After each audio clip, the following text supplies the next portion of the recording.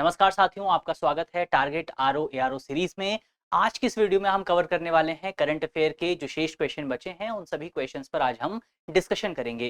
तो चलिए करते हैं वीडियो की शुरुआत और सबसे पहले देखते हैं कि आज का हमारा पहला सवाल क्या है। तो आज के हमारे पहले सवाल को अगर आप देखें, हमारा सवाल है एनआईए को लेकर के, यानी कि नेशनल इन्वेस्टिगेशन एजेंसी को लेकर के। एनआईए की अगर आप बात करें तो सवाल है कि राष्ट्रीय जांच एजेंसी किस मंत्रालय के तहत कार्य करती है। हमारे ऑप्शन है, ऑप्शन ए गृह मंत्रालय, ऑप्शन बी रक्षा मंत्रालय, ऑप्शन सी कॉर्पोरेट मामलों का मंत्रालय और ऑप्शन डी वित्त मंत्रालय। तो इसका जो सही जवाब है वो है आपका कि जो राष्ट्रीय जांच एजेंसी है यानी कि नेशनल इन्वेस्टिगेशन एजेंसी है, ये गृह मंत्रालय के तहत काम करती है, यानी कि यहाँ पर आपका ऑप्शन ए जो है वो सही जवाब है। चलिए आगे बढ़ते हैं। थोड़ा सा डिटेल से अगर आप देखें एनआईए के बारे में, तो खबर चर्चा में इस वजह से आई है क्योंकि 2024 को लेकर के एनआईए ने अपनी रिपोर्ट जारी की है। इस रिपोर्ट में एनआईए ने बताया है कि 2024 में हमने 100% जो ट्रैक रिकॉर्ड है वो स्थापित किया है। किस बात का रिकॉर्ड? 100% सजा का रिकॉर्ड जो है, सजा देने का जो रिकॉर्ड है वो रिकॉर्ड यहाँ पर एनआईए ने बनाया है। एनआईए ने अपनी रिपोर्ट में बताया है कि 2024 में हमने तकरीबन आपके 25 प्रमुख मामले जो हैं वो रिकॉर्ड किए थे, जिसमें 68 लोगों को हमने सजा दिलाई है, यानी कि 100% रिकॉर्ड जो है वो इस बार एनआईए का रहा है। तो जाहिर तौर पर एनआईए के लिए एक बड़ी उपलब्धि है। एनआईए के विषय में अगर आप बात करें, कुछ इंपॉर्टेंट फैक्ट हम देखें तो 2008 में मुंबई अटैक आपको देखने को मिला था। 2008 के मुंबई अटैक के बाद भारत सरकार की तरफ से आतंकवाद से निपटने के लिए एक स्पेशल एजेंसी बनाने का विचार जन्म लिया था और इसी के बाद इस पूरी एजेंसी को गठित किया गया, अब जिसे हम एनआईए के नाम से जानते हैं। तो 2008 के बाद एनआईए को बनाया गया, जिसका मेन काम है आतंकवाद के मामलों की जांच करना। इसके अलावा अगर आप देखें तो एनआईए आपका गृह मंत्रालय के तहत काम करता है और इसका मुख्यालय आपको राजधानी दिल्ली में देखने को मिलेगा। तो ये कुछ इंपॉर्टेंट पॉइंट आपको एनआईए के बारे में याद रखने हैं। बढ़ते हैं आगे, अगले सवाल को देखते हैं। अगला हमारा सवाल है कि राष्ट्रीय ई गवर्नेंस पुरस्कार योजना का नोडल मंत्रालय कौन सा है? नोडल मंत्रालय कौन सा है? हमारे ऑप्शन है, ऑप्शन ए वित्त मंत्रालय, ऑप्शन बी कार्मिक लोक शिकायत और पेंशन मंत्रालय, ऑप्शन सी गृह मंत्रालय या ऑप्शन डी पंचायती राज मंत्रालय। तो इसका सही जवाब है ऑप्शन बी, यानी कि ये जो राष्ट्रीय ई गवर्नेंस पुरस्कार है, ये पुरस्कार आपका कार्मिक लोक शिकायत और पेंशन मंत्रालय द्वारा दिया जाता है। ये खबर चर्चा में क्यों आई है? तो ये खबर चर्चा में आई है क्योंकि 2025 के लिए जो आपका ये ई गवर्नेंस पुरस्कार है, इस पुरस्कार के जो दिशा निर्देश हैं, जो गाइडलाइंस हैं, वो यहाँ पर कार्मिक मंत्रालय द्वारा जारी की गई है। पुरस्कार के विषय में बात करें तो ये पुरस्कार मुख्य तौर पर उन संस्थाओं या उन व्यक्तियों को दिया जाता है जो व्यक्ति डिजिटल गवर्नेंस या ई गवर्नेंस के मामले में बहुत बेहतर काम करते हैं। पुरस्कार में आपको दो कैटेगरीज देखने को मिलती हैं, एक है आपका गोल्ड कैटेगरी या स्वर्ण पुरस्कार और एक है रजत पुरस्कार। स्वर्ण पुरस्कार यदि किसी व्यक्ति या संस्था को प्राप्त होता है तो उसको सरकार की तरफ से 10 लाख रुपए दिए जाते हैं, और अगर किसी व्यक्ति या संस्था को रजत पुरस्कार मिलता है तो उसको सरकार की तरफ से 5 लाख रुपए दिए जाते हैं। तो ये दोनों डिफरेंस आपको यहाँ पर याद रखने हैं। बाकी राष्ट्रीय ई गवर्नेंस पुरस्कार क्या है उसको हमने देख लिया है। 28वें ई गवर्नेंस पुरस्कार के लिए दिशा निर्देश जारी हुए हैं।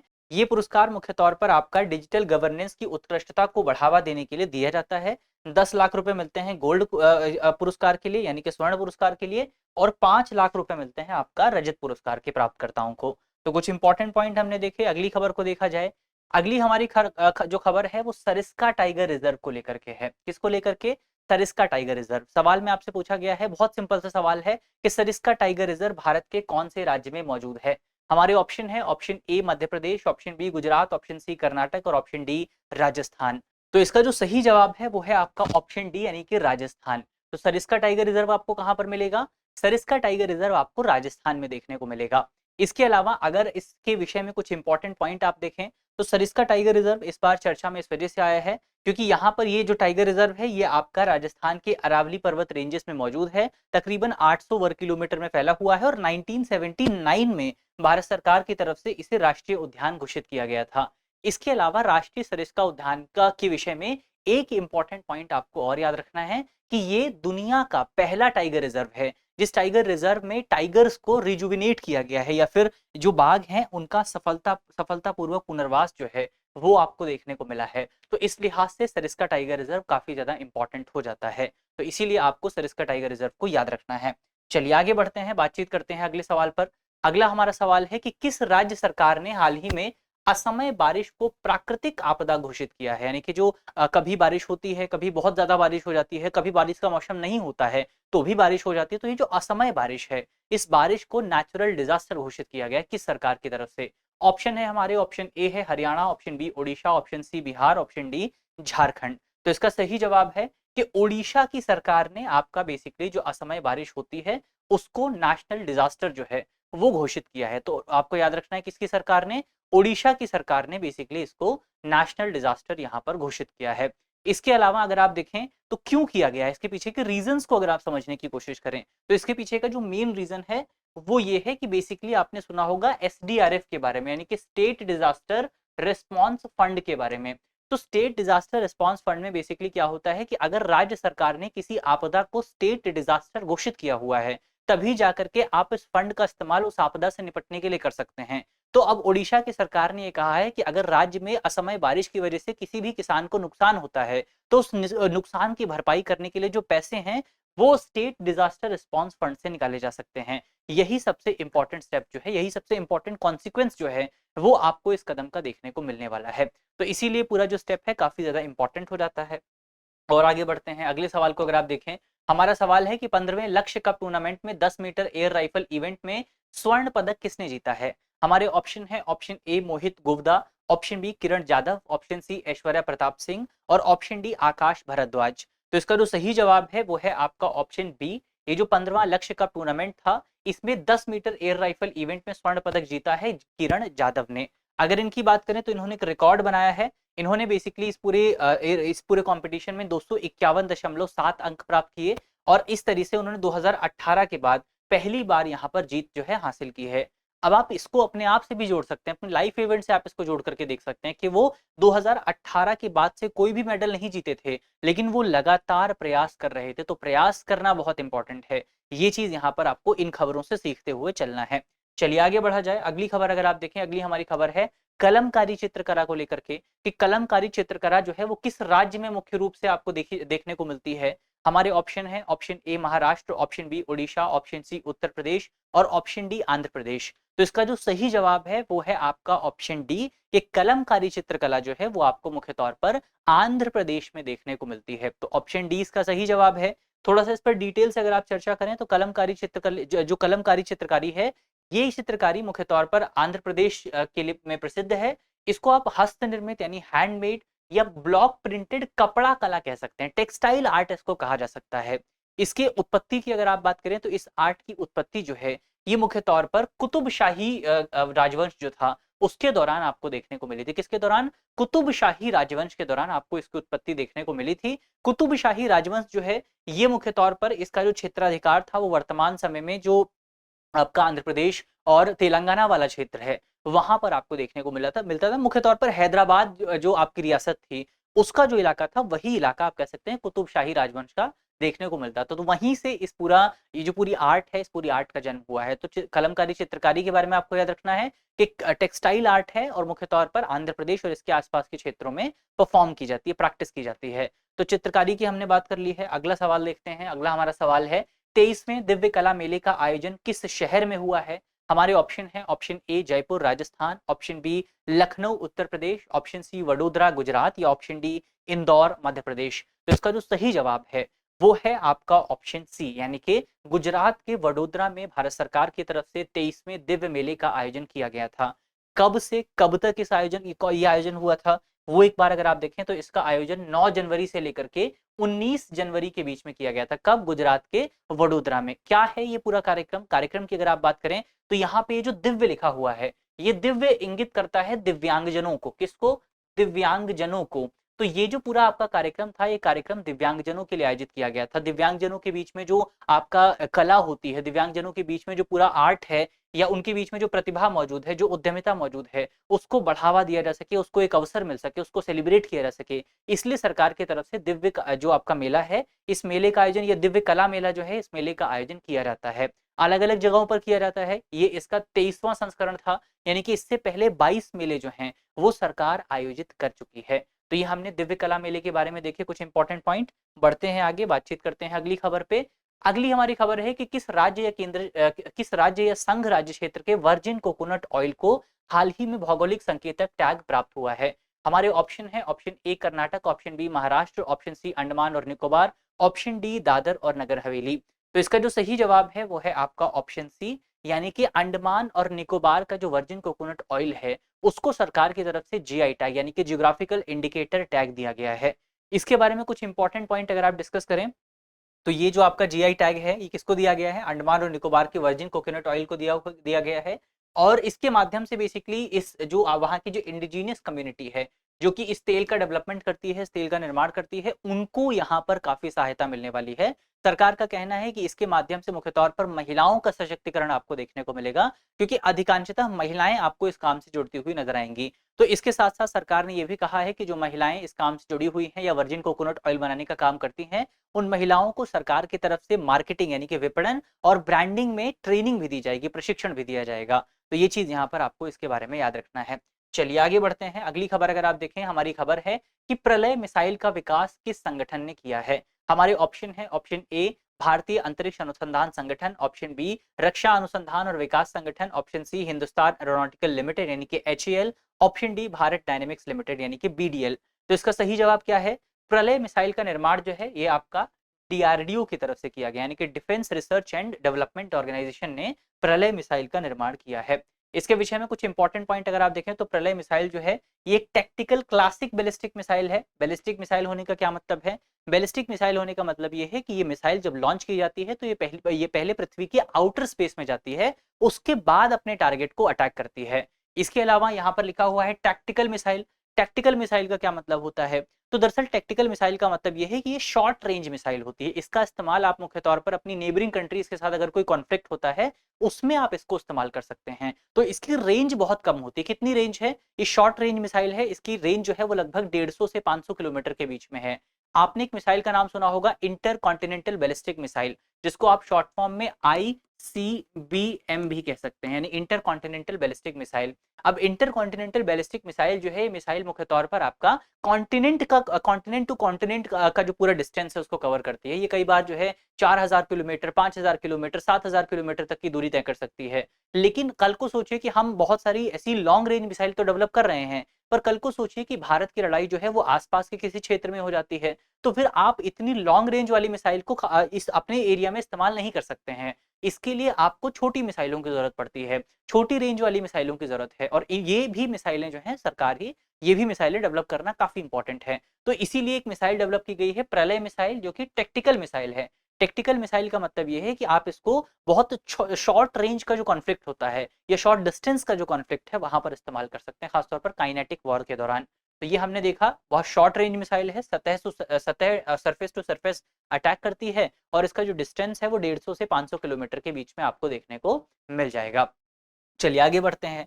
अगली खबर अगर आप देखें, अगली हमारी खबर है, अगला हमारा सवाल है कि माइकल मॉर्टिन को जनवरी 2025 में किस देश के प्रधानमंत्री के रूप में चुना गया। ऑप्शन है हमारे आयरलैंड, स्विट्जरलैंड, जर्मनी या फिर फ्रांस। तो इसका सही जवाब है कि जो माइकल मार्टिन है इनको आयरलैंड के प्रधानमंत्री के तौर पर चुना गया है। इनकी पार्टी का नाम अगर आप देखें, ये वर्तमान समय में कोalition गवर्नमेंट में है। इनकी पार्टी का नाम है फियना फेल, और जिस दूसरी पार्टी के साथ ये गवर्नमेंट में है उसका नाम है फाइन गेल। तो ये इस पार्टी के साथ जो है कोalition में है, और इनका प्राथमिक उद्देश्य है जो आपका आयरलैंड की मेन पार्टी है ग्रीन पार्टी, उसको सत्ता से बाहर रखा जा सके। इसके अलावा अगर आप माइकल मार्टिन की बात करें तो ये दूसरी बार आयरलैंड के प्रधानमंत्री बनने वाले हैं। इससे पहले भी आयरलैंड के प्रधानमंत्री बने थे। इनका कार्यकाल 2020 से 2022 के बीच में था। इसके बाद अब नए सिरे से 2025 से लेकर के 2027 तक आयरलैंड के प्रधानमंत्री रहेंगे। उसके बाद जो दूसरी गठबंधन वाली पार्टी है, यानी कि जो आपका फाइन गेल पार्टी है, इस पार्टी के जो रिप्रेजेंटेटिव हैं साइमन हैरिस, ये बेसिकली जो है आयरलैंड के प्रधानमंत्री बनने वाले हैं। तो ये कुछ इंपॉर्टेंट पॉइंट यहाँ पर आपको इस पूरी खबर के बारे में याद रखने हैं। चलिए आगे बढ़ते हैं। अगली खबर अगर आप देखें, अगली हमारी खबर है एतिको पक्का खिलौने जो हाल ही में गणतंत्र दिवस 2025 में दिखाए गए थे, किस राज्य से संबंधित हैं। हमारे ऑप्शन है, option A Andhra Pradesh, option B Rajasthan, option C Gujarat और ऑप्शन डी कर्नाटका। तो इसका जो सही जवाब है, ये जो एतिको पक्का खिलौने हैं, एतिको पक्का खिलौने आपको आंध्र प्रदेश में देखने को मिलेंगे। इनका जो निर्माण है वो मुख्य तौर पर आंध्र प्रदेश में किया जाता है। इसके अलावा अगर आप इनके बारे में कुछ इंपॉर्टेंट पॉइंट डिस्कस करें तो एतिको पक्का खिलौने जो हैं ये बेसिकली इस बार गणतंत्र दिवस की परेड में प्रदर्शित किए गए थे। लकड़ी के खिलौने होते हैं, पारंपरिक लकड़ी से बनाए जाते हैं, और एक गांव है, स्पेसिफिकली एक गांव है जिसका नाम है एतिको पक्का गांव। एतिको पक्का गांव जो आंध्र प्रदेश है उसमें वराह नदी के किनारे आपको देखने को मिलेगा। याद रखना है आपको, एतिको पक्का गांव वराह नदी के किनारे आपको देखने को मिलेगा। ये जो खिलौने होते हैं, ये खिलौने की खास बात क्या है? इनकी सबसे खास बात ये है कि ये गोलाकार होते हैं। इनमें कोई भी नुकीला हिस्सा आपको देखने को नहीं मिलता, और क्योंकि इनमें नुकीला हिस्सा नहीं है तो बच्चों के लिए खतरनाक नहीं होते हैं, इसीलिए बहुत ज्यादा फेमस इनको माना जाता है। ये रंग बिरंगे खिलौने होते हैं, खासतौर पर इनमें जिन रंगों का इस्तेमाल होता है वो रंग नेचुरल तरीके से बनाए जाते हैं, प्राकृतिक तरीके से बनाए जाते हैं। इन रंगों को बनाने के लिए आप बीजों का इस्तेमाल कर सकते हैं, आप पेड़ की छाल का इस्तेमाल कर सकते हैं, आप जड़ों का इस्तेमाल कर सकते हैं, आप पत्तियों का इस्तेमाल कर सकते हैं, लाकर का इस्तेमाल कर सकते हैं। तो बहुत सारी प्राकृतिक चीजों का इस्तेमाल करके इन खिलौनों के लिए रंगों को तैयार किया जाता है, और फिर ये खिलौने जो हैं इसीलिए इतने इंपॉर्टेंट, इतने फेमस माने जाते हैं। तो ये हमने एथिको पक्का जो खिलौने होते हैं उनकी बात की है। आगे बढ़ते हैं, अगले सवाल को देखते हैं। अगला हमारा सवाल है कि असम की दूसरी राजधानी के रूप में कौन सा शहर प्रस्तावित किया गया है? हमारे ऑप्शन है, option A Dibrugarh, option B Jorhat, option C Silchar, या ऑप्शन डी करीमगंज। तो इसका सही जवाब है, असम की सरकार की तरफ से डिब्रूगढ़ जो है इसको असम की दूसरी राजधानी बनाने का प्रस्ताव रखा गया है। इसके विषय में अगर आप थोड़ा सा इंपॉर्टेंट पॉइंट बात करें तो असम की सरकार की तरफ से घोषणा की गई है कि असम में जो डिब्रूगढ़ है उसको एक शहर के तौर पर अपग्रेड किया जाएगा, और भविष्य में इसको असम की दूसरी राजधानी बनाया जाएगा। इससे पहले अगर आप देखें तो ये जो डिब्रूगढ़ है ये बेसिकली आपका आतंक से काफी ज्यादा प्रभावित रहा है, लेकिन अब असम की सरकार चाहती है कि इस पूरे क्षेत्र को नए सिरे से डेवलप किया जाए, और इस पूरे क्षेत्र में रहने वाले जो लोग हैं उनको असम के जो मेन स्ट्रीम सोसाइटी है उसके साथ इंटीग्रेट किया जाए। तो इसका सही जवाब क्या है? डिब्रूगढ़। डिब्रूगढ़ को असम की सरकार की तरफ से असम की दूसरी राजधानी के तौर पर डेवलप किया जाएगा। तो ऑप्शन ए यहाँ पर आपको याद रखना है। बढ़ते हैं आगे, अगले सवाल को देखते हैं। अगला हमारा सवाल है कि लेप्रोसी जो हाल ही में समाचारों में था किस बैक्टीरिया द्वारा उत्पन्न होता है? हमारे ऑप्शन है, option A streptococcus pneumoniae, option B salmonella typhi, option C escherichia coli, option D mycobacterium leprae, या इसको आप ई कॉली भी कह सकते हैं। इसका सही जवाब क्या है? इसका सही जवाब है ऑप्शन डी, यानी माइक्रोबैक्टीरियम लेप्रोसी जो है इसकी वजह से मुख्य तौर पर आपको कुष्ठ रोग या फिर आपका लेप्रोसी जो है वो देखने को मिलता है। इसके विषय में कुछ और इंपॉर्टेंट पॉइंट अगर आप डिस्कस करें तो ये विषय चर्चा में आया था, ये पूरा टॉपिक चर्चा में आया था क्योंकि दुनिया भर में 30 जनवरी को विश्व कुष्ठ रोग दिवस के तौर पर मनाया जाता है, यानी कि वर्ल्ड लेप्रोसी डे के तौर पर मनाया जाता है। कुष्ठ रोग की अगर आप बात करें, कुष्ठ रोग बेसिकली आपका एक बहुत ही खतरनाक रोग है। ये रोग जो है बेसिकली माइक्रोबैक्टीरियम लेप्रेसी बैक्टीरिया की वजह से उत्पन्न होता है, और ये त्वचा और हमारे जो तंत्रिका तंतु हैं उनको प्रभावित करता है। यदि इस पूरे रोग का सही ढंग से सही समय पर इलाज न किया जाए तो ये स्थायी विकलांगता और सामाजिक कलंक यानी सोशल स्टिग्मा का भी रीजन बन सकता है। आपने देखा होगा कुष्ठ रोग के साथ बहुत सारा सोशल स्टिग्मा जो है वो भी अटैच होता हुआ आपको दिख जाएगा। कुष्ठ रोग एक उपेक्षित उष्ण कटिबंधीय रोग है जो दुनिया के 120 से ज्यादा देशों में फैला हुआ है, यानी कि नेग्लेक्टेड ट्रॉपिकल डिसीज है। अगर आप इस वीडियो को देख रहे हैं तो इस वीडियो में शब्द काफी इंपॉर्टेंट है, और इस शब्द के बारे में एक बार जरूर पढ़िएगा, आपको पता लगेगा कि दुनिया कितनी डिवाइडेड है। दुनिया जो है संसाधनों और उन लोगों के बीच में जिनके पास संसाधन है और उन लोगों के बीच में जो संसाधन नहीं है उनके बीच में कितना डिवाइड है। खासतौर पर देशों की अगर आप बात करें तो ग्लोबल साउथ और ग्लोबल नॉर्थ के बीच में आप देखेंगे कि बीमारियों में भी डिवीजन आपको मिलेगा, और यहाँ से भी एक बहुत बड़ी प्रॉब्लम पैदा होती है जिस प्रॉब्लम को नेग्लेक्टेड ट्रॉपिकल डिजीज कहा जाता है। तो इसके बारे में एक बार जरूर पढ़िएगा। आगे बढ़ते हैं, बातचीत करते हैं अगले सवाल पे। अगला हमारा सवाल है कि 2025 आईसीसी महिला अंडर 19 टी20 विश्व कप का खिताब किस देश ने जीता है? हमारे ऑप्शन है, option A Bharat, option B दक्षिण अफ्रीका, ऑप्शन सी ऑस्ट्रेलिया, या फिर इंग्लैंड। तो इसका सही जवाब है ऑप्शन ए, यानी कि ये जो विश्व कप है ये कप भारत की तरफ से जीता गया है। तो ऑप्शन ए यहाँ पर सही जवाब हो जाता है। भारत की टीम अगर आप देखें तो भारत की महिला अंडर 19 क्रिकेट टीम ने 2025 आईसीसी महिला अंडर 19 टी20 विश्व कप का दूसरा खिताब जीत लिया है, जिसमें भारतीय टीम ने दक्षिण अफ्रीका को 9 विकेट से हराया। इसके अलावा फाइनल का मुकाबला जो था वो 2 फरवरी 2025 को कुआलालंपुर मलेशिया में खेला गया था। इसमें भारतीय टीम का नेतृत्व कौन कर रहा था? भारतीय टीम का नेतृत्व कर रही थी निक्की प्रसाद, इनका नाम याद रखिएगा, हो सकता है आपको सवाल देखने को मिले। इसके अलावा भारतीय महिला अंडर 19 क्रिकेट टीम जो है, यही टीम जो है इस टीम ने 2024 में मलेशिया में आयोजित एशिया क्रिकेट काउंसिल महिला अंडर 19 एशिया कप को भी जीता था। तो इस टीम ने अब तक 2 महत्वपूर्ण खिताब जो हैं वो अपने नाम पर हासिल किए हैं। चलिए अब यहाँ से बढ़ा जाए आगे, अगले सवाल को देखते हैं।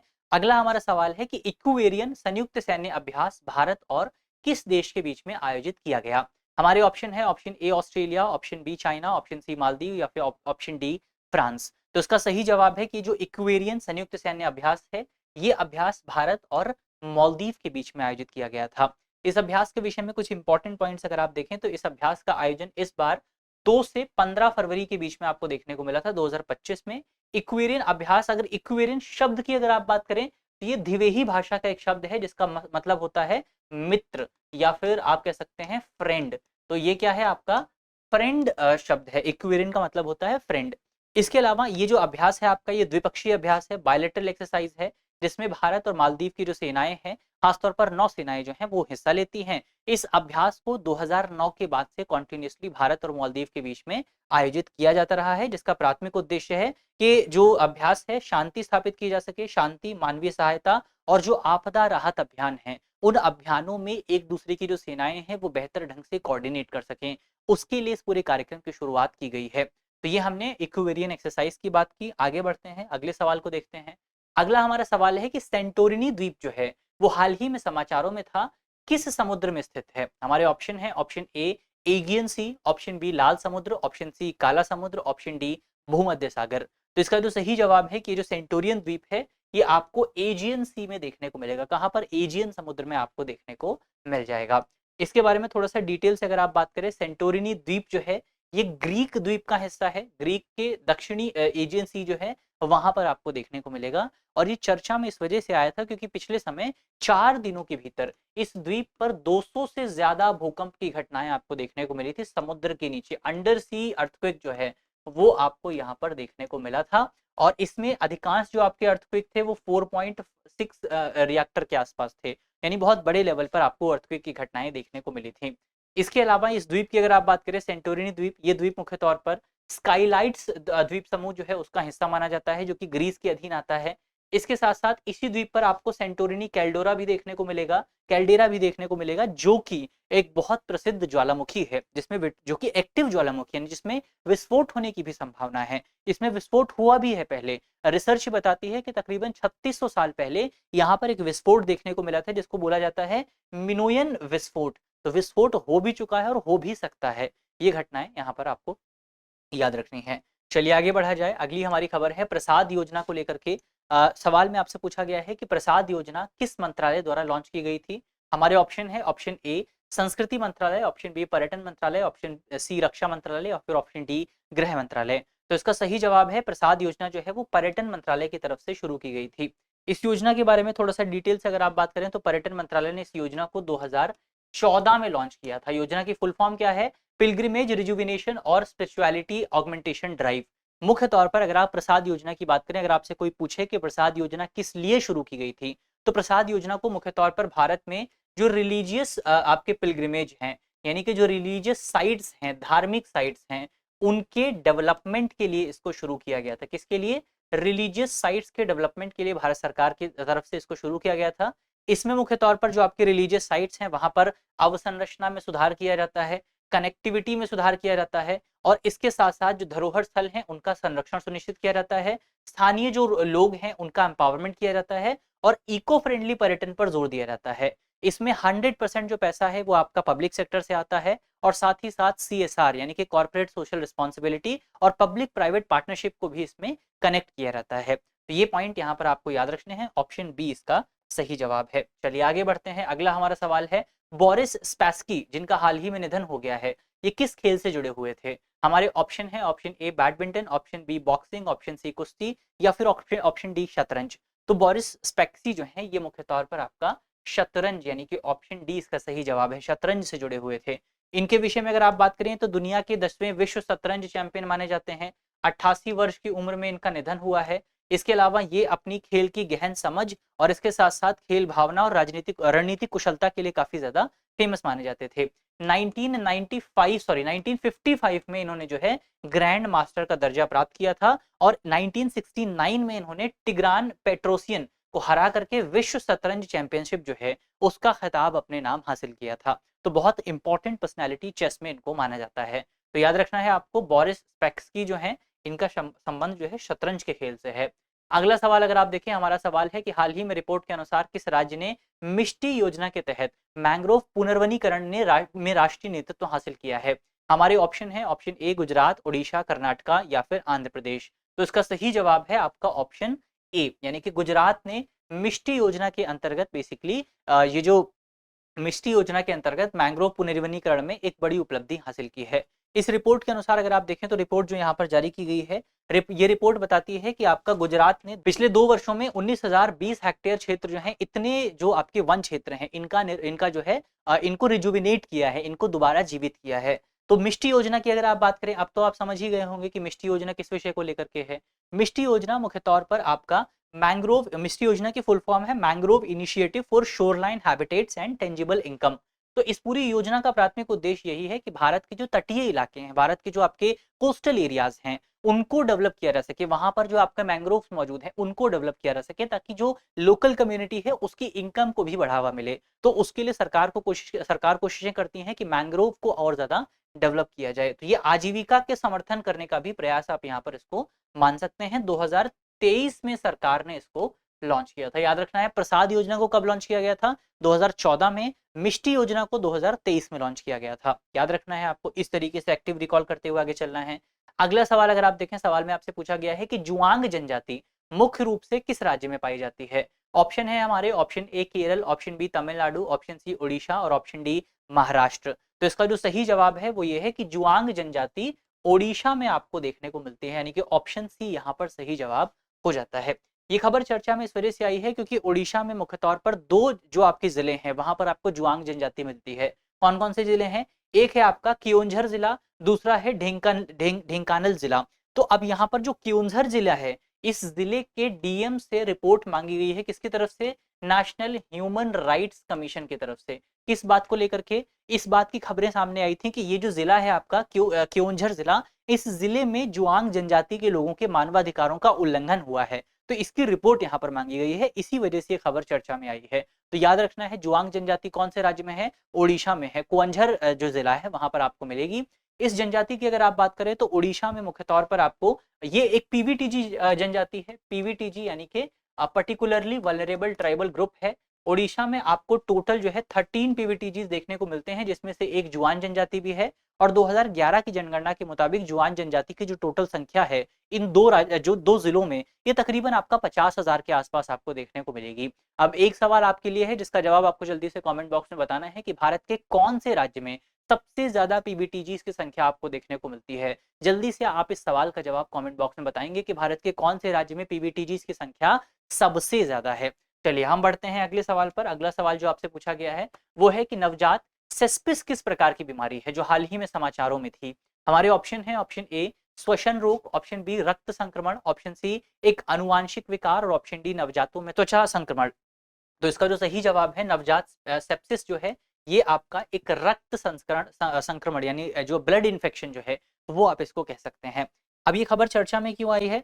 ये खबर चर्चा में आई है क्योंकि लैंसेट पब्लिकेशन हेल्थ जो है, एक जर्नल है, एक पत्रिका है जिसमें एक रिपोर्ट पब्लिश की गई है। जो रिपोर्ट ही कहती है कि दुनिया भर में जितने भी आपको इस पूरी बीमारी के मामले देखने को मिलते हैं, नवजात सेप्सिस के मामले, इसमें से 1/3 बच्चे जो हैं उनकी मृत्यु हो जाती है, वो मृत्यु का शिकार हो जाते हैं। इसीलिए बहुत बड़ा मामला जो है वो यहाँ पर बन करके निकला है। नवजात सेप्सिस की बात करें तो ये एक रक्त संक्रमण है, यानी कि आपका ब्लड इन्फेक्शन है, जिसमें बेसिकली 90 दिनों से कम उम्र के नवजात बच्चे जो है मुख्य तौर पर इसकी वजह से प्रभावित होते हैं। इसके रीजन अगर आप देखें तो बैक्टीरिया जो है, ये इसका मेन रीजन है। कौन कौन से बैक्टीरिया की वजह से? ई कोली बैक्टीरिया, जिसका नाम हमने पहले भी डिस्कस किया था। इसके अलावा लिस्टोरिया बैक्टीरिया और स्ट्रेप्टोकॉकस बैक्टीरिया जो है, उसकी वजह से आपको ये बीमारी जो है देखने को मिल सकती है। बीमारी को 2 हिस्सों में डिवाइड किया जाता है। एक हिस्सा वो है, एक बीमारी का प्रकार वो है, 2 प्रकारों में डिवाइड किया जाता है। एक प्रकार वो है जिसमें जन्म के कुछ ही घंटों बाद, कुछ ही समय बाद ये बीमारी आपको देखने को मिलती है। तकरीबन 72 घंटों के भीतर अगर बीमारी होती है तो पहली टाइप की जो है आप उसको सेप्सिस बोल सकते हैं। दूसरी टाइप की सेप्सिस जो है वो आपका जन्म के 3 दिनों के भीतर होती है। एक 72 घंटे के भीतर, एक 3 दिनों के भीतर। इसको ठीक कैसे किया जाता है? इसको मुख्य तौर पर जो डॉक्टर्स हैं वो एंटीबायोटिक्स के माध्यम से ठीक करते हैं। किसके माध्यम से? एंटीबायोटिक्स के माध्यम से ठीक करते हैं। और अगर आप रिपोर्ट की बात करें तो नवजात सेप्सिस की वजह से साल भर में दुनिया भर में आपको 5,50,000 मौतें केवल इस पूरे रोग की वजह से देखने को मिलती हैं, जिसमें से एक चौथाई जो डेथ है वो केवल और केवल भारत में होती है। तो ये पूरा पॉइंट यहाँ पर आपको याद रखना है। चलिए आगे बढ़ते हैं, अगला सवाल देखते हैं। हमारा सवाल है कि किस मंत्रालय ने सिटीज कोलैबोरेशन फॉर सर्कुलैरिटी यानी कि C3 पहल की घोषणा की है? हमारे ऑप्शन है, ऑप्शन ए विज्ञान और प्रौद्योगिकी मंत्रालय, ऑप्शन बी पर्यावरण मंत्रालय, ऑप्शन सी वित्त मंत्रालय या ऑप्शन डी आवास और शहरी मंत्रालय। तो इसका सही जवाब है आपका आवास और शहरी मंत्रालय की तरफ से ये जो सिटीज कोलैबोरेशन फॉर सर्कुलैरिटी स्कीम है, इस पहल की शुरुआत की गई है। इस पहल की शुरुआत की हिस्ट्री अगर आप देखें तो जयपुर में एक कार्यक्रम आयोजित हुआ था जिसका नाम था सर्कुलर इकोनॉमी फोरम। तो ये जो सर्कुलर इकोनॉमी फोरम था, हमने इस पर पहले भी डिस्कशन किया था अपने प्रोग्राम में। इसी फोरम के दौरान बेसिकली ये जो आपका C3 स्कीम है या C3 पहल जो है, इनिशिएटिव जो है, इसको शुरू किया गया था। किया क्या जाएगा इस पूरे इनिशिएटिव में? तो ये इनिशिएटिव बेसिकली आपका सिटी टू सिटी एंगेजमेंट का काम करेगा, यानी कि शहरों और शहरों के बीच में एंगेजमेंट को बढ़ावा देगा। दो शहर हैं, उन दोनों शहरों में से जहां पर भी किसी विषय को लेकर के बेस्ट प्रैक्टिस अपनाई गई है उसको कनेक्ट किया जाएगा। तो ये इनिशिएटिव बेसिकली आपका शहरों के बीच में सस्टेनेबिलिटी को बढ़ावा देने के लिए, शहरों के बीच में सर्कुलैरिटी को बढ़ावा देने के लिए एक इंपॉर्टेंट कदम साबित हो सकता है। इसीलिए इसका इतना ज्यादा नाम जो है वो आपको देखने को मिल रहा है। तो सर्कुलर इकोनॉमी के लिहाज से ये पूरी पहल काफी ज्यादा इंपॉर्टेंट हो सकती है। चलिए आगे बढ़े आप। अगला हमारा सवाल है कि राष्ट्रीय सुरक्षा दिवस हर साल किस दिन मनाया जाता है? हमारे ऑप्शन है 3 मार्च, 4 मार्च, 5 मार्च या फिर 6 मार्च। तो सही जवाब है इसका कि राष्ट्रीय सुरक्षा दिवस जो है ये 4 मार्च को हर साल मनाया जाता है। क्यों मनाया जाता है उसकी अगर आप बात करें तो इस दिवस का जो आयोजन है हर साल 4 मार्च को होता है, ताकि सुरक्षा, स्वास्थ्य और पर्यावरण कल्याण को बढ़ावा दिया जा सके। इसे 1971 में हमारी जो नेशनल सिक्योरिटी काउंसिल है, यानी कि हमारी जो राष्ट्रीय सुरक्षा परिषद है, उसकी तरफ से लॉन्च किया गया था, ताकि दुर्घटनाओं को कम किया जा सके और सुरक्षा के प्रति जागरूकता को बढ़ाया जा सके। इसके अलावा एक सप्ताह का भी आयोजन होता है। सप्ताह है आपका 4 से 10 मार्च के बीच में, 4 से 10 मार्च के बीच में आपको राष्ट्रीय सुरक्षा सप्ताह देखने को मिलता है। इस बार अगर आप देखें तो ये 54वां राष्ट्रीय सुरक्षा दिवस जो है वो मनाया जा रहा है 2025 में, और इसका थीम है सुरक्षा और कल्याण, विकसित भारत के लिए महत्वपूर्ण। तो ये थीम इस बार रखा गया है। विकसित भारत का टारगेट क्या है? आपको पता होना चाहिए कि भारत सरकार ने 2047 तक भारत को एक विकसित देश बनाने का टारगेट डिसाइड किया है। तो इस खबर के बारे में हमने चर्चा कर ली है। ऑप्शन 20 का सही जवाब है। अगला सवाल अगर आप देखें, हमारा सवाल है कि कौन सी भारतीय महिला ने इंडोर शॉटपुट में 16 मीटर की 16 मीटर की दूरी पार करने वाली पहली भारतीय महिला बनी है? हमारा ऑप्शन है, option A Priyanka Goswami, option B Krishan Jaishankar, option C Manpreet Kaur और ऑप्शन डी पूजा सिंह। तो इसका सही जवाब है ऑप्शन बी, कृष्णा जयशंकर जो हैं ये बेसिकली इस रिकॉर्ड को प्राप्त करने वाली पहली भारतीय महिला बनी है। कृष्णा जयशंकर की बात करें तो मात्र 22 वर्ष की इनकी उम्र है और फिलहाल ये अमेरिका के टेक्सास में रहकर के पढ़ाई कर रही हैं, और यहीं पर रहते हुए उन्होंने इस पूरी उपलब्धि को हासिल किया है। 16 मीटर की दूरी पार करने वाली इंडोर शॉटपुट में 16 मीटर की दूरी पार करने वाली ये पहली महिला भारतीय महिला बन गई है, और इस पूरी प्रतियोगिता के दौरान इनको कांस्य पदक जो है वो प्राप्त हुआ है। तो ये हमने इसको देख लिया इस पूरी खबर पर। अगली खबर अगर आप देखें, अगला हमारा सवाल है कि किस मंत्रालय ने मॉडल महिला फ्रेंडली ग्राम पंचायत पहल की शुरुआत की है? हमारे ऑप्शन है, ऑप्शन ए महिला और बाल विकास मंत्रालय, ऑप्शन बी पंचायती राज मंत्रालय, ऑप्शन सी ग्रामीण विकास मंत्रालय या फिर ऑप्शन डी गृह मंत्रालय। तो इसका सही जवाब है कि पंचायती राज मंत्रालय की तरफ से मॉडल महिला फ्रेंडली ग्राम पंचायत की जो है शुरुआत की गई है। इस इनिशिएटिव को शुरू किया गया है। कहां पर शुरू किया गया? तो इसको लॉन्च किया गया राजधानी दिल्ली में। किसने लॉन्च किया वो हमने देख ही लिया, पंचायती राज मंत्रालय ने 5 मार्च 2025 को लॉन्च किया था। चलिए अगला खबर अगर आप देखें, अगला हमारा सवाल है कि LOX मीथेन इंजन जो हाल ही में विकसित किया गया है किस संगठन द्वारा डेवलप किया गया है? हमारे ऑप्शन है इसरो, DRDO, HAL या फिर भेल। तो इसका जो सही जवाब है वो है आपका ऑप्शन ए, यानी कि जो LOX liquid oxygen methane engine का जो निर्माण है वो इसरो द्वारा, इंडियन स्पेस रिसर्च ऑर्गेनाइजेशन की तरफ से किया गया है। अब LOX यानी कि लिक्विड ऑक्सीजन मीथेन इंजन की अगर आप बात करें तो ये इंजन मुख्य तौर पर आपका next generation launch vehicle NGVL के लिए डेवलप किया गया है। क्यों डेवलप किया गया है? क्योंकि अगर आप नेक्स्ट जनरेशन लॉन्च व्हीकल की विशेषताओं की बात करें तो इसकी सबसे बड़ी विशेषता ये है कि ये रीयूजेबल लॉन्च व्हीकल होने वाला है। यानी कि एक बार, अभी क्या होता है कि अगर आप जैसे GSLV है हमारे पास, TSLV है, ये तो जब आप इस तरह के जो रॉकेट लॉन्चर हैं इनको आप लॉन्च करते हैं, इनको आप इस्तेमाल करते हैं, तो एक बार इस्तेमाल करने के बाद फिर दोबारा आप इसको इस्तेमाल नहीं कर सकते हैं। लेकिन जो हमारा नेक्स्ट जनरेशन लॉन्च व्हीकल होगा, उस लॉन्च व्हीकल को एक बार लॉन्च करने के बाद आप दोबारा इस्तेमाल कर पाएंगे, वही इसकी सबसे बड़ी विशेषता है। और ये जो आपका इंजन डेवलप किया गया है इसरो की तरफ से, इस इंजन में भी यही विशेषता आपको मिलेगी कि इसको रीयूज किया जा सकता है। ये रीयूजेबल रिन्यूएबल इंजन के तौर पर डेवलप किया गया है। तो ये भारत के एनजीएलवी जो प्रोग्राम है उसको डेवलप करने में पूरा इंजन काफी इंपॉर्टेंट भूमिका अदा करेगा। तो इसीलिए इस पूरे इंजन की काफी इंपॉर्टेंट भूमिका हो जाती है। तो याद रखना है इसमें पुनः प्रयोज्य बूस्टर स्टेज जो है वो आपको देखने को मिलेगा, जो इस इंजन को काफी विशेष बनाता है। बाकी LOX का मतलब आपको पता होना चाहिए, लिक्विड ऑक्सीजन इसका मतलब होता है। मिथेन यहाँ पर मेन ईंधन होगा, मिथेन यहाँ पर आपका फ्यूल होगा, जिस फ्यूल में जब ऑक्सीजन सप्लाई किया जाएगा तो वो ऑक्सीजन जो है वहां पर इग्निशन करने का काम करेगा। तो ये चीज हमने समझ ली है। चलिए आगे बढ़े आप। अगली हमारी खबर है कि तुंगा नदी हाल ही में समाचारों में रही थी, किस राज्य से बहती है? हमारे ऑप्शन है, ऑप्शन ए महाराष्ट्र, कर्नाटका, उड़ीसा या फिर आंध्र प्रदेश। तो इसका सही जवाब है कि जो आपकी तुंगा नदी है ये नदी कर्नाटका से बहती है। कहां से बहती है? कर्नाटका से बहती है। इसके बारे में कुछ इंपॉर्टेंट पॉइंट अगर आप देखें तो ये नदी बेसिकली आपका चर्चा में इस वजह से आई थी क्योंकि कर्नाटक राज्य प्रदूषण नियंत्रण बोर्ड की तरफ से 7 ऐसे फैक्टर्स की पहचान की गई है जो फैक्टर्स तुंगा नदी में प्रदूषण के लिए जिम्मेदार हैं। कब की गई? जब राज्य एडमिनिस्ट्रेशन द्वारा, राज्य प्रशासन की तरफ से यहाँ पर जो आपका अतिक्रमण मौजूद है, यानी कि जो एनक्रोचमेंट मौजूद है उसको हटाने की एक ड्राइव शुरू की गई थी। तुंगा नदी की अगर आप बात करें, तुंगा नदी जो है ये बेसिकली आपका कर्नाटका से बहती है और इसका जन्म पश्चिम घाट के वराह पर्वत से होता है। तुंगा नदी जो है बेसिकली आपका ये कुंडली में जो है ये नदी जो है कुंडली नदी में, कुंडली का एक स्थान है जहां पर भद्रा से मिलती है, भद्रा नदी से, और आगे चल करके इसको नाम मिलता है तुंगभद्रा। फिर आगे चल करके ये नदी जो है कृष्णा नदी में मिल जाती है। इसके अलावा इसी नदी के किनारे कुछ इंपॉर्टेंट प्लेसेस मौजूद हैं जिसमें श्रृंगेरी मंदिर मौजूद है, इसमें शारदा मंदिर मौजूद है, इसमें आपका विद्याशंकर मंदिर मौजूद है। तो इस तरह के धार्मिक स्थल जो है वो भी आपको तुंगा नदी पर मिलेंगे। इसके अलावा एक डैम भी है, डैम का नाम है गजनूर डैम। गजनूर डैम एस आकार का डैम है जो कि आपको तुंगा नदी पर देखने को मिल जाएगा। तो ये कुछ इंपॉर्टेंट पॉइंट हमने तुंगा नदी के बारे में देखे। आगे बढ़ते हैं। अगली खबर अगर आप देखें, अगला सवाल है आपसे कि मुख्यमंत्री माझी लाडली बहन योजना किस राज्य सरकार द्वारा लॉन्च की गई थी? हमारे ऑप्शन है महाराष्ट्र, गुजरात, राजस्थान या फिर केरला। तो इसका जो सही जवाब है, नाम से ही आप पता लगा सकते हैं कि ये जो है आपका महाराष्ट्र की सरकार ने लॉन्च की है। होगा क्या इसके अंतर्गत वो काफी इंपॉर्टेंट है। कुछ इंपॉर्टेंट पॉइंट अगर आप देखें तो राज्य में जो भी महिलाएं आपका 21 से लेकर के 65 वर्ष की उम्र के बीच में है, उनको राज्य सरकार की तरफ से हर माह, हर महीने 1500 रुपए जो हैं वो प्रदान किए जाएंगे। इसके लिए राज्य सरकार की तरफ से मुख्य तौर पर अभी तक 17,500 करोड़ रुपए जो है वो डिस्ट्रीब्यूट किए गए हैं। कुछ शर्तें भी यहाँ पर राज्य सरकार ने डिसाइड की हैं, जैसे वो महाराष्ट्र की नागरिक या महाराष्ट्र की डोमिसाइल उनके पास होना चाहिए। दूसरी शर्त यहाँ पर यह है कि उनकी फैमिली इनकम 2.5 लाख से कम होनी चाहिए। और तीसरी शर्त यह है कि उनकी फैमिली में बेसिकली आपका कोई भी व्यक्ति जो है वो आयकर दाता नहीं होना चाहिए, वो बेसिकली आपका इनकम टैक्स ना देता हो। यदि इनकम टैक्स देता है तो उसका मतलब ये है कि उसकी आय जो है वो काफी ज्यादा है।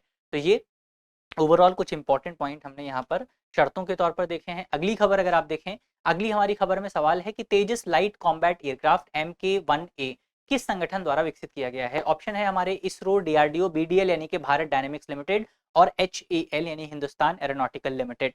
तो इसका सही जवाब है ये जो LCA light combat aircraft MK-1A है, इसको डेवलप किया गया है हिंदुस्तान एरोनॉटिकल लिमिटेड की तरफ से। इसका एक पुराना वर्जन भी था जिसको कहा जाता है MK-1। ये MK-1 जो है ये भी लाइट कॉम्बैट एयरक्राफ्ट है, इसको भी HAL ने ही डेवलप किया था और इसी का एडवांस वर्जन है MK-1A।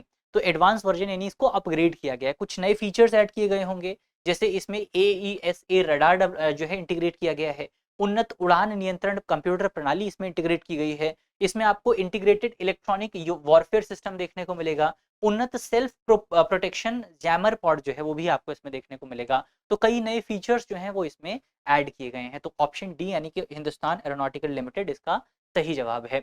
अगला हमारा सवाल है कि चप चार कुट त्योहार किस राज्य में मनाया जाता है? हमारे ऑप्शन है, option A Nagaland, option B Tripura, option C Mizoram और ऑप्शन डी असम।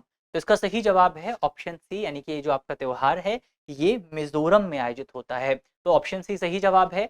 खबर चर्चा में इस वजह से आई थी क्योंकि हाल ही में 7 मार्च 2025 को असम राइफल्स की तरफ से चपचार कट त्योहार जो है ये मनाया गया। इस कार्यक्रम में समुदाय में एकता, सांस्कृतिक सामंजस्य और पारंपरिक गर्व को बढ़ावा देने के लिए तमाम कोशिशें की जाती हैं। इस त्योहार के तहत वसंत ऋतु के इस त्योहार में जंगलों को साफ किया जाता है, जो झूम कृषि का भी एक इंडिकेटर है, झूम कृषि के लिए भी इंपॉर्टेंट है। इस दिन लोग जो है रंगीन परिधानों को, लोक नृत्य और गीतों में भाग लेते हैं। इसके साथ साथ ये त्योहार मार्च महीने में आयोजित किया जाता है। तो याद रखना है ये जो आपका त्योहार है ये मार्च महीने में आयोजित होता है। तो ऑप्शन सी इसका सही जवाब है। बढ़ते हैं आगे, अगला सवाल अगर आप देखें, प्रधानमंत्री इंटर्नशिप योजना 2025 किस मंत्रालय के द्वारा लॉन्च की गई है? ऑप्शन है कॉर्पोरेट मामलों का मंत्रालय, ऑप्शन बी वाणिज्य और उद्योग मंत्रालय, ऑप्शन सी कानून और न्याय मंत्रालय और ऑप्शन डी गृह मंत्रालय। तो इसका जो सही जवाब है वो है आपका ऑप्शन ए, यानी कि जो प्रधानमंत्री इंटर्नशिप योजना है, इस योजना को लॉन्च किया गया है कॉर्पोरेट मामलों के मंत्रालय द्वारा। अब योजना में होगा क्या? तो योजना में मुख्य तौर पर आपके भारत के जो युवा हैं, उन युवाओं को उद्योग का अनुभव देने की कोशिश यहाँ पर की जाएगी। उनके लिए एक अप्रेंटिसशिप कार्यक्रम जो है वो यहाँ पर शुरू किया जाएगा। टारगेट ये है कि 1,25,000 जो युवा हैं उनको यहाँ पर अप्रेंटिसशिप या इंटर्नशिप जो है वो प्राप्त हो सके। इसमें बेसिकली युवाओं में एक तो प्रैक्टिकल उद्योग का जो अनुभव है वो दिया जाएगा उनको, इसके साथ साथ सॉफ्ट स्किल जैसे कि आपका टीम वर्क हो गया, कम्युनिकेशन स्किल हो गई, ये भी युवाओं को प्रदान की जाएगी। इसके अलावा यहाँ पर अगर आप देखें तो इसमें कौन कौन से युवा पात्र होंगे, तो उनकी उम्र जो है वो 21 से 24 वर्ष होनी चाहिए, या तो वो 10th पास किए हों या 12th पास किए हों या ITI का डिग्री उन्होंने प्राप्त की हो, या फिर आप उनके पास अंडर ग्रेजुएशन की डिग्री मौजूद है। तो ऐसी सिचुएशन में भी जो है बेसिकली उनको रोजगार दिया जा सकता है। तो ये हमने देख लिया है, आपका ऑप्शन ए इसका सही जवाब है। आगे बढ़ते हैं, अगला हमारा सवाल है कि विजिंगम इंटरनेशनल सी पोर्ट जो हाल ही में समाचारों में था, किस राज्य में स्थित है? ऑप्शन है हमारे पश्चिम बंगाल, तमिलनाडु, केरल या फिर महाराष्ट्र। तो इसका जो सही जवाब है वो है आपका ऑप्शन सी, यानी कि विजिंगम एयरपोर्ट कहाँ पर है? केरल में आपको देखने को मिल जाएगा। तो ऑप्शन सी केरल सही है। विजिंगम एयरपोर्ट की खबर चर्चा में इस वजह से आई थी क्योंकि यहाँ पर जो आपका चरण 2 और चरण 3 है, इसको सरकार की तरफ से पर्यावरणीय मंजूरी जो है वो प्रदान कर दी गई है। ये एयरपोर्ट आपका केरल में मौजूद है और एक अंतर्राष्ट्रीय शिपिंग मार्ग के तौर पर काम करता है। इसके अलावा ये भारत का पहला गहरे पानी वाला कंटेनर ट्रांसशिपमेंट पोर्ट है, जहां सामान को पोतों के बीच ट्रांसफर, यानी कि जो आपकी जो बंदरगाह हैं उनकी या जो आपके जहाज हैं उनके बीच में ट्रांसफर किया जा सकता है। पोर्ट का विकास DBFOT प्रणाली के तहत किया गया है। एक आपका आप कह सकते हैं पब्लिक प्राइवेट पार्टनरशिप सिस्टम होता है। इसमें क्या होता है कि सरकार जो है प्राइवेट कंपनी को टेंडर देती है, प्राइवेट कंपनी इसको डिजाइन करती है, बिल्ड करती है, फंक्शन करती है, इसको फाइनेंस करती है, इसको ऑपरेट करती है और फिर इसको गवर्नमेंट को ट्रांसफर कर देती है। तो याद रखना है आपको DBFOT सिस्टम क्या है और कैसे काम करता है। चलिए आगे बढ़ते हैं, अगला हमारा सवाल है कि किस देश को कैसावा का दुनिया का सबसे बड़ा उत्पादक बताया गया है, जो हाल ही में समाचारों में था? ऑप्शन है हमारे थाईलैंड, भारत, नाइजीरिया या फिर ब्राजील। तो इसका जो सही जवाब है कि कैसावा का सबसे बड़ा उत्पादक कौन है, ये है ऑप्शन है आपका नाइजीरिया। तो याद रखना है आपको, नाइजीरिया यहाँ पर सही जवाब है। चलिए आगे बढ़ते हैं, अगले सवाल को अगर आप देखें कि अप्रैल 2025 में उत्तर प्रदेश सरकार ने महिलाओं के लिए किस नई स्वास्थ्य योजना की शुरुआत की थी? हमारे ऑप्शन है मिशन शक्ति, ऑप्शन बी है महिला स्वास्थ्य सुरक्षा योजना, ऑप्शन सी है प्रधानमंत्री मातृत्व वंदना योजना, ऑप्शन सी सुकन्या समृद्धि योजना। तो इसका जो सही जवाब है वो है ऑप्शन बी। उत्तर प्रदेश की सरकार की तरफ से राज्य की महिलाओं को स्वास्थ्य सुविधाएं प्रदान करने के लिए महिला स्वास्थ्य सुरक्षा योजना की शुरुआत की गई है। इस योजना में मुख्य तौर पर राज्य की जो तमाम महिलाएं हैं उन महिलाओं को समय पर स्वास्थ्य सुविधाएं उपलब्ध कराई जाएंगी, चाहे वो ग्रामीण महिलाएं हों चाहे वो शहरी महिलाएं हों, और वो भी सुविधाएं सारी मुफ्त होने वाली हैं, जिससे राज्य में मातृत्व मृत्यु दर और महिलाओं का मातृत्व मृत्यु दर को कम किया जा सके और महिलाओं का समग्र विकास सुनिश्चित किया जा सके। तो जाहिर तौर पर उत्तर प्रदेश की सरकार का एक बहुत सराहनीय प्रयास आप इसको मान सकते हैं।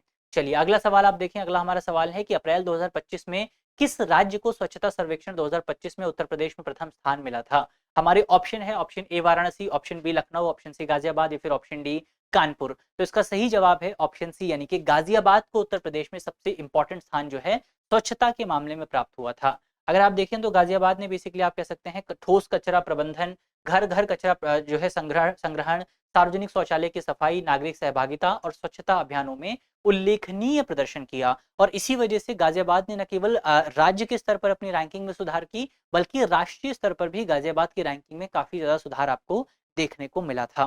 तो ये गाजियाबाद के बारे में आपको याद रखना है, गाजियाबाद ने अच्छा काम किया है। अगला हमारा सवाल है, भारत में प्रत्येक वर्ष राष्ट्रीय समुद्री दिवस कौन से दिन मनाया जाता है? हमारे ऑप्शन है option A 2 April, option B 4 April, option C 5 April या फिर ऑप्शन डी 6 अप्रैल।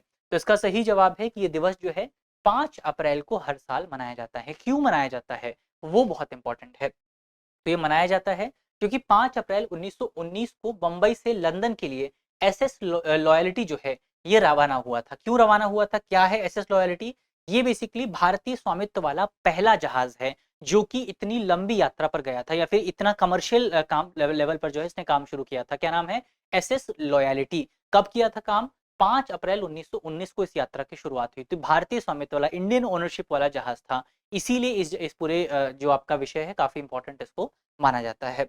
चलिए अब यहाँ पर अंत में आपके लिए एक करंट अफेयर का सवाल है। सवाल में आपसे पूछा गया है कि मायोजेनेसिस क्या है? हाल ही में समाचारों में इसका जो है चर्चा की गई थी। हमारे ऑप्शन है, ऑप्शन ए मांसपेशी फाइबर का निर्माण और विकास, ऑप्शन बी मछली की नई प्रजाति, ऑप्शन सी पारंपरिक चिकित्सा, या फिर ऑप्शन डी तंत्रिका कोशिकाओं का निर्माण। तो इसका सही जवाब क्या होगा वो आपको जल्दी से कमेंट बॉक्स में बताना है। मुझे उम्मीद है कि इस वीडियो में हमने जितने भी इंपॉर्टेंट टॉपिक डिस्कस किए हैं वो टॉपिक आपको समझ में आए होंगे। यदि आपको वीडियो अच्छी लगी है तो वीडियो को लाइक कीजिएगा, वीडियो को शेयर कीजिएगा अपने दोस्तों के साथ। मिलते हैं आपसे अगली वीडियो में, तब तक के लिए अपना ख्याल रखिए, ध्यान रखिए, पढ़ते रहिए। धन्यवाद।